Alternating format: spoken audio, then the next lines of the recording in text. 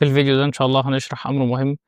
لو أنا شغال على سقف كبير بالشكل ده، وارد جدًا وأنا شغال إن أنا آخد الأسياخ copy من مكان لمكان، وأنسى إن أنا آخد description معاها، أو أنسى إن أنا أدّي للسيخ ده description. فدايمًا أنا باحب وأنا شغال أو بعد ما أخلّص شغل، خصوصًا في البلاطات الكبيرة، إن أنا أشوف إيه الأسياخ، أو أشوف إن أنا لو في سيخ نسيت إن أنا أدّي له description. طيب إزاي إن أنا أعرف الأسياخ اللي مش واخدة description؟ من قائمة tools show reinforcement without description. لو اخترتها بيبتدي إن هو يعرض لي الأسياخ اللي مش واخدة description. تمام. طيب هو اللي أنا شايفهم إن في سيخين، عايز أتأكد لو قُلت له MO هالاقي إن هو هنا بيقول لي عدد الأسياخ اللي معمول لها select هم سيخين. خلاص أنا عرفت إن السيخ ده مش واخد description، وعرفت السيخ تاني، فابتدي إن أنا أدّيهم description، ما فيش فيه أي مشكلة. ولكن الأمر مفيد لو في أسياخ كتير مش واخدة description وأنا نسيتها، أو الdescription اتمسح، فأنا أقدر أوصل لهم بمنتهى السهولة عن طريق الأمر ده.